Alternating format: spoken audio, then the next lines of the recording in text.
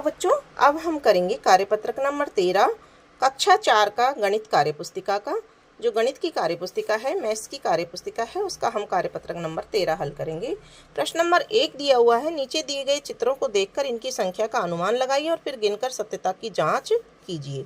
तो यहाँ पर हम देखते हैं कि 1 2 3 4 5 6 7 8 9 और ये लगभग 7 या 8 होंगे। तो हम इसका अनुमान कैसे लगा सकते हैं? 9 7 63, यानी कि हम 63 यहाँ लिख देते हैं कि अनुमानित संख्या हमारी 63 है। लेकिन अब हमें कुल इनको गिनना है कि कितने हैं। तो यहाँ पर देखिए 1 2 3 4 5 6 7, तो 7 दूनी 14, 7 तिया 21, 7 चौक 28, 7 पंजे 35, 7 छिंग 42, 7 7 49, 49 के बाद में 50 51 52 53 54 55 56 57। तो यहाँ पर कुल संख्या कितनी हो गई? 57। ठीक है। इसी तरह से इनकी अनुमान संख्या लगानी है तो हम देख करके हम गिनते नहीं हैं, और मान लो हमने लिख दिया यहाँ पर 11 और हम गिन के देख लेते हैं इनको। 1 2 3 4 5 6 7 8 9 10 11 12 13। तो ये कुल कितने हैं? 13। एक बार वापस गिन लीजिए। 1 2 3 4 5 6 7 8 9 10 11 12 13। ठीक है। तो इस तरह से हम अनुमान देख करके कितना है बता सकते हैं। दी गई संख्याओं को निकटतम दहाई तक पूर्णांकित कीजिए।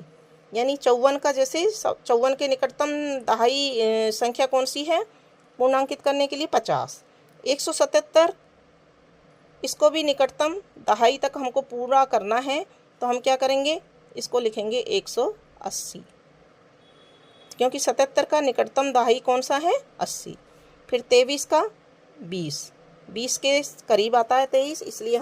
फिर है 265, तो 265 इसका निकटतम क्या है? या तो 260 या फिर 270। तो यहाँ लिख देंगे 260 या 270।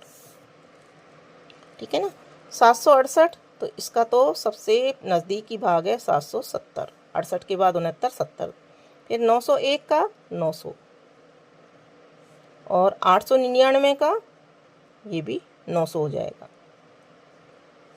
फिर 482 का 480, क्योंकि 80 के बाद में 81 82 दो ही संख्या आती है। फिर है प्रश्न नंबर 3, एक विद्यालय में 148 बालक व 206 बालिकाएं हैं, तो बताइए इस विद्यालय में कुल कितने विद्यार्थी हैं? है ना। तो अनुमानित हमको लगाना है कि कुल कितने हो गए। जैसे 200 और 300, 350, हम अनुमानित लगाएंगे लगभग 350। ऐसे बोल देते हैं कि 350 विद्यार्थी हमारे स्कूल में हैं, लेकिन वास्तव में कितने हैं तो इनको हमको जोड़ के देखना पड़ेगा। तो यहाँ पर हम जोड़ेंगे 148 प्लस 206, तो बराबर कितना आ जाएगा? 8 और 6 14, हासिल की 1, 4 और 1 5, 2 और 1 3, 354 विद्यार्थी हैं। ठीक है ना। अब है प्रश्न नंबर 4, मैं कौन हूँ मिलान कीजिए। मैं 3 अंकों की एक संख्या हूँ, मेरा इकाई का अंक दहाई के अंक का दुगना है। इकाई का अंक दहाई के अंक का दुगना है, तो यहाँ देखिए इकाई का अंक दहाई के अंक और 3 अंकों की संख्या है, तो डी से इसको मिलान कर देंगे। यहाँ से हम इसको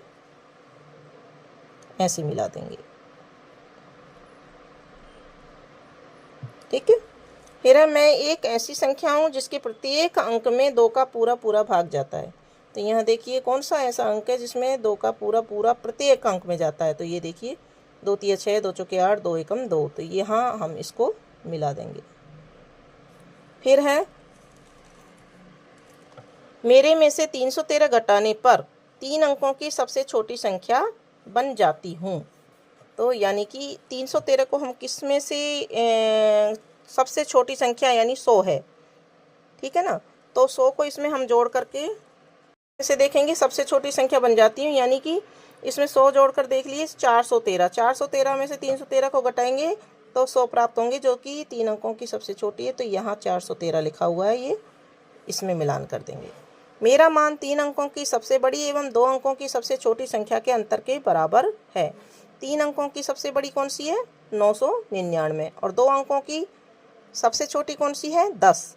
तो 999 से 10 गए तो 989, यानी कि ये वाली संख्या प्राप्त होगी। मेरे मान के अंत में 2 शून्य हैं, यानी कि 2 शून्य कहाँ है, ये रहे, तो हम इसको यहाँ से ये मिला दें। ठीक है। अब देखिए, निम्नलिखित संख्याओं को बढ़ते क्रम यानी कि आरोही क्रम में लिखिए, अर्थात इन संख्याओं में से सबसे छोटी पहले, फिर उससे बड़ी, फिर उससे बड़ी, फिर उससे बड़ी, फिर उससे बड़ी, इस क्रम को आरोही क्रम कहते हैं। तो यहाँ देखिए 187, 198, 184, 178, 190। तो यहाँ देख रहे हैं 178 सबसे छोटी है, तो यहाँ सबसे पहले लिखेंगे 178। 178 से बड़ी कौन सी है, 184। 184 से बड़ी 187, उसके बाद में है 190, और उसके बाद में सबसे बड़ी आ जाएगी यहाँ 198। ठीक है। फिर देखिए 285, 376, 817, 413 और 122। यहाँ सबसे छोटी है 122, तो सबसे पहले इसी को लिखेंगे। 122 के बाद में 200 का नंबर आ जाएगा 285, और 285 के बाद में आ जाएगा 376, और 376 के बाद में आ जाएगा 413, और सबसे लास्ट में आ जाएगी 817। तो ये आरोही क्रम हो गया। ठीक है। फिर इसमें देखिए 485, 179, 782, 500 और 900। तो यहाँ पर सबसे पहले 100 आएगी। 100 वाली संख्या है यहाँ पर 179, तो 179 को सबसे पहले लिखेंगे। फिर 200 नहीं है, 300 नहीं है, इसमें 400, फिर 485, 485 के बाद में 500, तो 500 वाली है, 500 संख्या है, इसको लिख देंगे। 500 के बाद में 600 नहीं है, 700 है, 782, 782 के बाद में 800 नहीं है, 900, 901, ये लिख देंगे। ठीक है। अब 555, 505, 150, 501, 510, इनमें से सबसे छोटी कौन सी है, 150 सबसे छोटी है। सैकड़ा का अंक जिसका सबसे छोटा होता है वो सबसे छोटी संख्या। 3 अंकों की सारी संख्याएं ये, तो सैकड़ा का अंक इसमें 150 में सबसे कम है। 150 के बाद में फिर ये 5 अंक, सैकड़ा के स्थान पे सभी में 5 है, तो सबसे पहले आ जाएगा 501। 501 के बाद में 505,